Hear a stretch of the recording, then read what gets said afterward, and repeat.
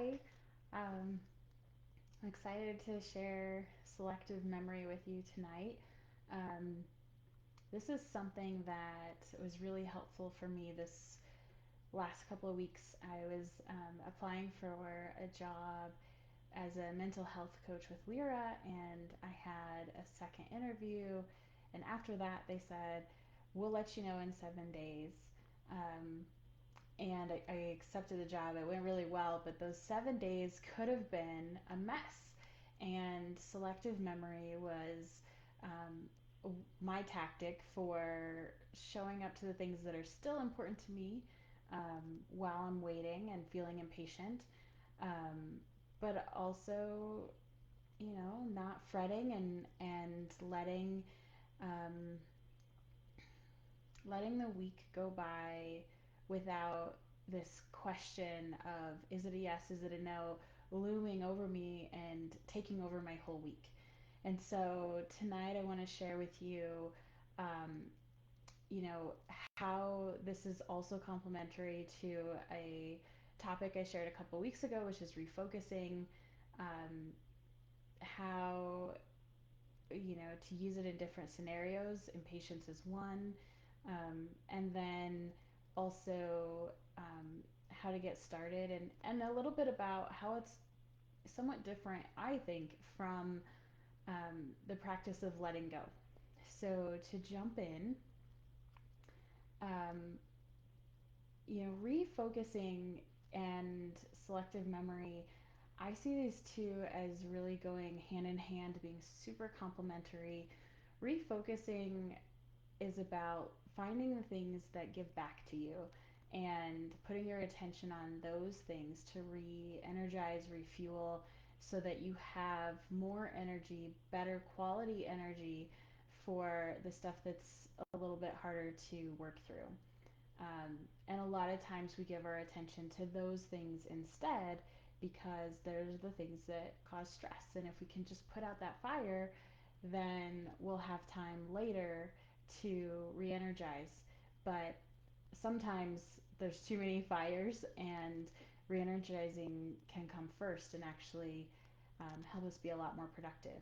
And so selective memory works with refocusing because um, if you're not practicing selective memory, then it can be really hard to put your attention into something else that you enjoy or that gives back, or that is very important and more timely than the thing that's pulling your attention if you're thinking about this other thing that's causing stress.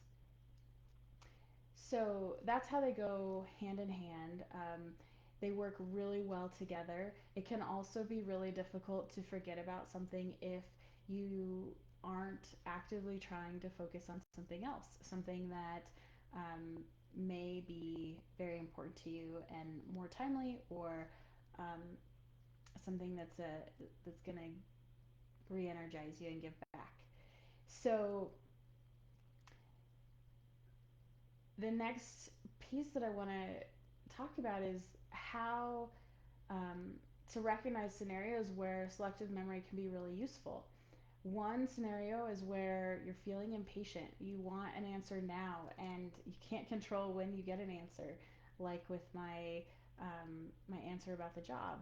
But I've also used this quite a bit when I have conversations or stressful events throughout my day that at the end of the day I'm replaying and I'm thinking through and I'm wishing I had done differently, and I'm not being present for family time.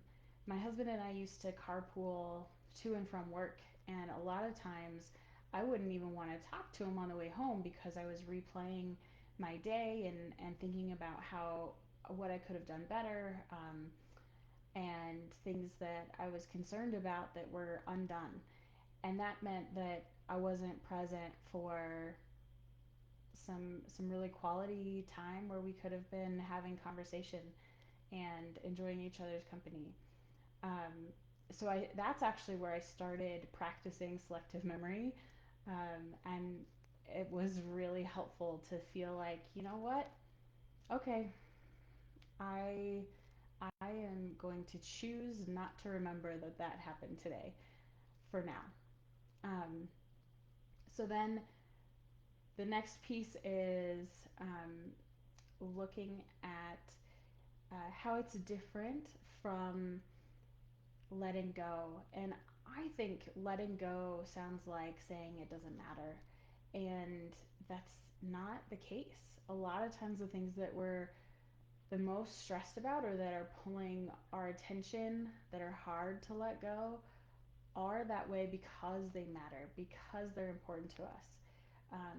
And in the moment, of course, in the long run, they may not be as important, but but in the moment, definitely.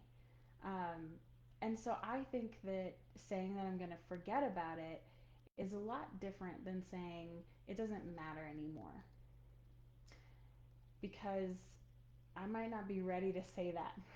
I, but maybe I can say not right now. Um, and so that's the piece about how to get started. Um, you can practice it out, try it out.